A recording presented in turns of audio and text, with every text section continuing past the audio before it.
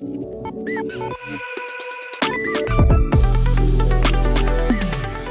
welcome back, and in this video we're gonna follow up with more stuff on how to design impactful UX portfolios, making your portfolio much more approachable, much more effective at communicating who you are and what you stand for and what you're looking for, and maybe cover the culture fit and all those other aspects which are a bit more on the softer side rather than technical skills. The issue I see when, let's say, I get a resume or a portfolio, then I need to, filter the candidates out before I approach it with interviews as a hiring manager, is that all the portfolios showcase the technical skills, which is great. You need that to get the initial interview, but what is missing is I don't really know who you are, let's say. I don't really know what you stand for, what are your values. Do you have a smile? Would you fit in a team? Do you have, values which represent, let's say, the company, the team well? Would you align them well, with what you stand for and who you are? And that's what I think there are a few tricks of how to, just including bits here and there would make you much more approachable candidate. Because once you cover the technical side, what's next is the human aspect and the human element. So again, approaching it as a designer with a design thinking type of perspective, we want to relate to what our target audience is looking for. Because it could be that it's an agency level recruiters or a hiring managers or a design team themselves. They just distribute the resumes across the people, and then they make a decision if they want to, invite you for an interview and if you're a good match. You make your portfolio much more human, much more approachable again, and much more engaging. So there are a few things which you definitely need to include in your portfolio. One is a short bio. Maybe adding some quirky things, hobbies, something which is outside of UX realm and design realm, because it's quite boring if I read, let's say, a bio and it says, oh, I know everything about mobile design, product design, UX design, but there is nothing else, and resume doesn't portray anything else. It just means that you are quite narrow-minded, which you probably aren't. But if you don't include anything else, anything extra outside that realm, it just appears like you don't have any other passions, which is not really good. Even if your hobby is to design a perfect products and UIs, you would still need to portray that you have something else. Maybe you like to read books, maybe you like to fish or go cycling or run or, socialize with your friends or take Instagram pics on architecture. Something which is not necessarily UX is gonna add a lot of different benefits to, how you're perceived by your target audience, in this case, recruiters, let's say, or hiring managers. It's always a plus. It doesn't really matter. It could be the most obscure hobbies.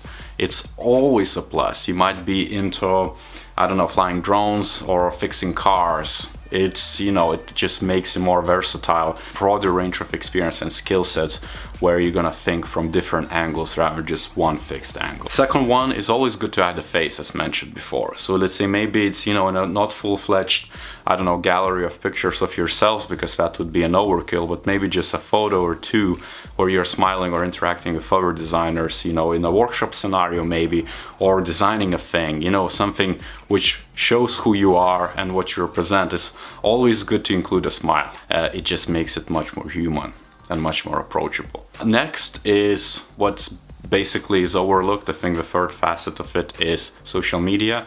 As a hiring manager, if a portfolio is quite dull, even if it's technically, perfect and all the skills I need, if it doesn't have that personal touch, which I mentioned, let's say profile picture, a good bio, an introduction, something which is making it a bit more quirky, doesn't list your hobbies or things of that nature, I would then look into social media. It's a taxing task to go through and just look for, let's say, LinkedIn, Twitter, Facebook, or Instagram. I would never search by your name. But if there is a link on a portfolio, I would always click through and see exactly what you do, what you tweet about, what your Instagram stories are like, or Instagram pics are like, and just, spending maybe, 5 minutes just taking in of exactly who you are, what you represent as a designer, what you stand for, again, hobbies, outside work. No details are actually irrelevant here. I think it all makes a bigger picture. It all represents who you are much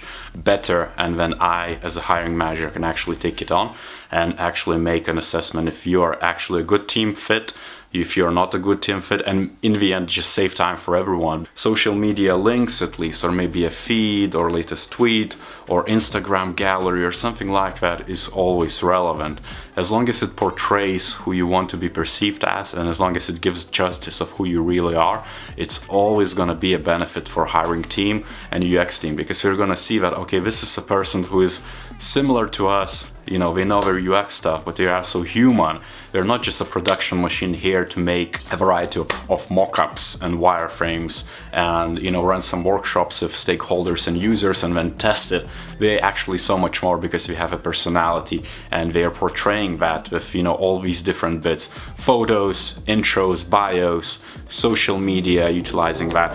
And as always, you don't have to be crazy about it. You don't have to, you know, disclose too much. It doesn't really matter. If you're a private person, which, you know, a lot of us are, it's okay not to show too much, but you still at least then include the intro text, include something more about yourself. Maybe, you know, that privacy element that you don't want to disclose yourself could be one of those things. Maybe you're interested in privacy and you should just write it down, that you're passionate about it, that you think that, you know, the next generation of products should be much more data privacy restricted or driven because it's so important to you. So what's your passion? What are you looking for? What are other things you're looking to? Or perhaps even where are you headed? What's your vision of yourself developing? So all those aspects are really good to have and really good to make it personal. That's all the technical bits. Now, you could also think of other ways to do so. For example, I like to do a video and then I try to embed those in a blog. So maybe blog is another different thing which you could try. Maybe it's a Medium blog which you can just add a link to your portfolio.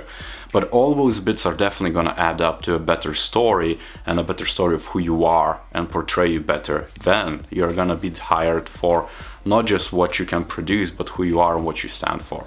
So I hope this video was helpful. It's a short one and advice to actually make your portfolios much more personal and engaging. And as always, give it a like, subscribe to the channel, and as usual, stay tuned for more material on UX and everything design.